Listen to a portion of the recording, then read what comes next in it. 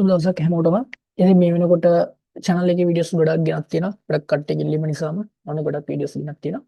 අද ගෙනත් තියෙන තුවාලට profit කරන්න ඔයාලා නම් profit කරන්න හොඳ theory එකක් ගැන. ඉතින් මතක් කරනවා පල්ලෙහා තියෙනවා group link එක bio එකට යන්න.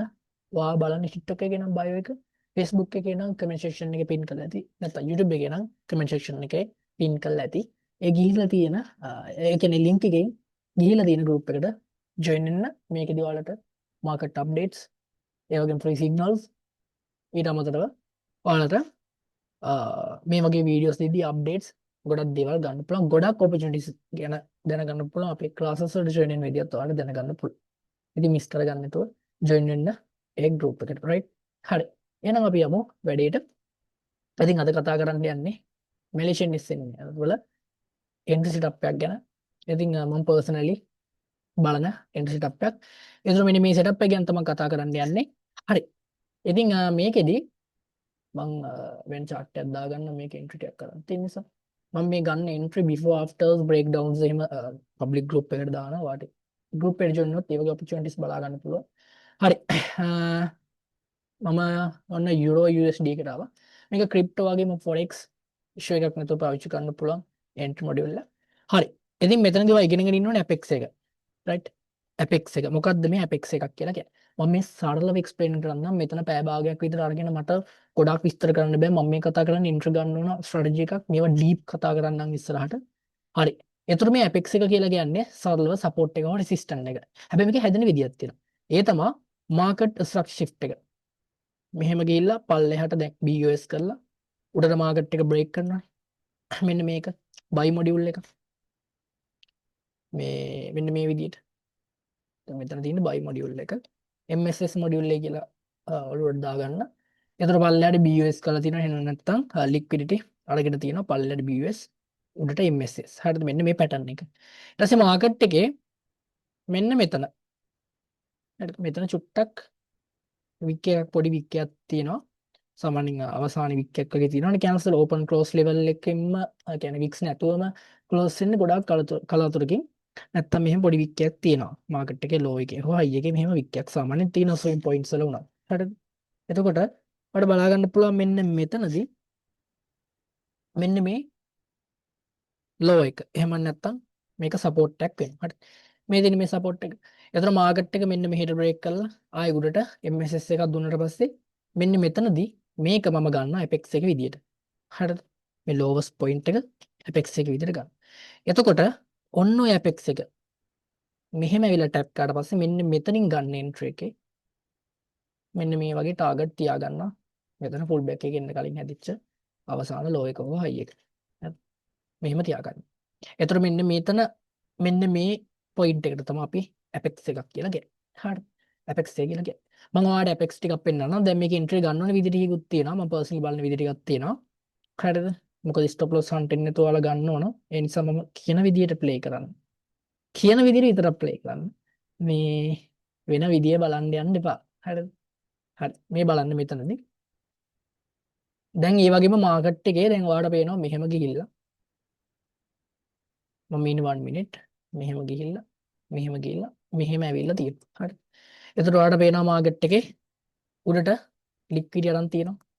ඔන්න සාධක ටික right මේවා ටික තමයි තියෙනවා entry එකට යන්න හරිද මෙහෙට මෙන්න මේ වගේ BOS කරලා තියෙනවා නැත්තම් අපි කියනවා මේක liquidity අරන් තියෙන මෙහෙට අරගෙන තියෙනවා ඊට පස්සේ market එක MSS එකක් බලන්න එතනින්ම මෙන්න මේ low එකෙන්ම ආයි පල්ලෙහාට market එක MSS කරලා තිනවා උඩට BOS කරා පල්ලෙහාට MSS කරා ඒක ඔල්ලේ තියාගන්න ඊට පස්සේ අපි දැන් මේකට කියන මේ උඩ මේකට stop hunt එකක් කියලා කියනවා හරිද ගත්තා ඊට පස්සේ පල්ලෙහාට break කරා හරි ඊට පස්සේ මෙන්න මෙතන ඔයාලට පේනවා සාමාන්‍ය ටික මේ wick එකත් සාමාන්‍ය පොඩ්ඩක් ලොකුවට තියෙනවා නම් හොඳයි මේ wick එකත් චුට්ටක් ලොකුවට තියෙනවා නම් හොඳයි මේ wick එක තියෙද්දිත් මෙන්න මෙතන ඒ කියන්නේ දැන් previous candle එකේ high එක දැන් අනිත් පැත්තට බලනවා low එක high එක මෙන්න මේව ඊට පස්සේ හෙද තියෙන candle එකෙන් sweep කරලා තියෙනවා නම් ගොඩක් හොඳයි previous candle එකේ මෙන්න මේ wick එක තියෙනවා මේ wick එක කියන්නේ previous candle එකේ high එක ඊට හැපැත්තේ තියෙන මෙන්න මෙතන තියෙන candle එකෙන් sweep කරලා තියෙනවා නම් ගොඩක් හොඳයි හරිද දැන් ඒ කියන්නේ දැන් මෙන්න මේ වගේ මේක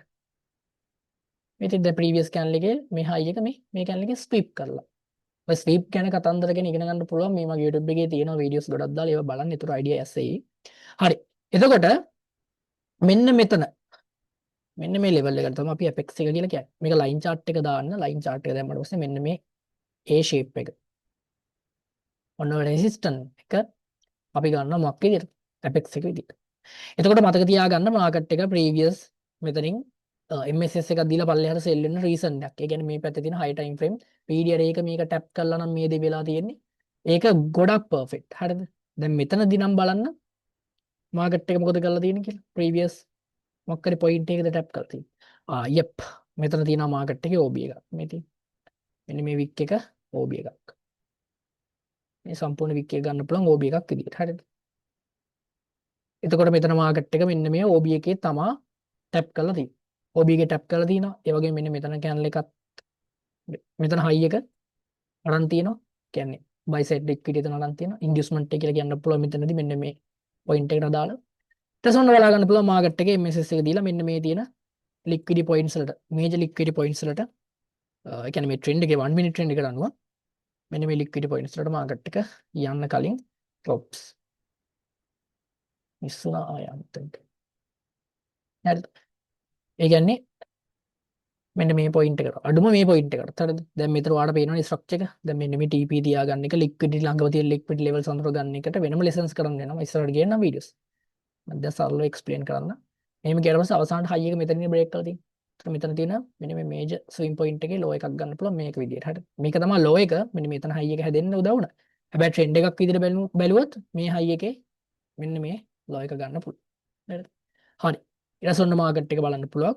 Apex එකට ආවා. දැන් තාම මෙන්න මෙතන low එකවත් අරන් නැහැ නේ. අපිට predict කරන්න පුළුවන් මේ low එකවත් ගණී කියලා. නැත්නම් අපිට TPC විදිහට තියාගන්න පුළුවන්. මෙන්න මෙතන තියෙන මේ තාම unmitigated levels ටික තියාගන්න පුළුවන් TP විදිහට. හරි. ඊට පස්සේ මෙන්න මෙතනදී මාකට් එක මොකද කරලා තියෙන්නේ? ඔන්න ඔයාලා දැන් මේ high time frame period එකේ tap කරලා තියෙනක must වගේ තියාගන්න ඕනේ. කියන්නේ අනිවාර්යයි වගේ දෙයක්. ඒ කියන්නේ මෙතනින් එක්කෝ period එකක් වෙන්න පුළුවන් නැත්නම් මෙන්න මේ වගේ previous candle එකක high එකක් sweep කරලා නැත්නම් high එක low එක liquidity අරගෙන මොකක් හරි එකක්. හරිද? මොකක් හරි reason එකක් තියෙනවනේ මෙතන MSS එකක් දෙන්න දාලා. ඊට පස්සේ අපි extra විදියට තමයි මෙන්න මෙතන Apex එකෙන් ගන්න. මේ lower time frame ගොඩක්ම මේ Apex එකට market එක මාර විදියට respect කරනවා. high time frame උත් එහෙම තමයි. ගත්තොත් ඔයාලට ලස්සන RR එකක්. ඒ කියන්නේ SL එක මෙන්න මේ වගේ wick එකකින්ම තියාගන්න පුළුවන්. මෙතන තියෙන wick එකෙන්. entry එක ගන්න මෙතන open close level එකේ. හරි. මෙහෙම අරගෙන ඔයාලට target එක තියාගන්න බලන්න. දැන් මෙන්න මෙතන ළඟම තියෙන point එකක් මෙතන target කරත් 1 to 10 වගේ RR නේ. ඊට වඩා RR එකක් තියෙනවා.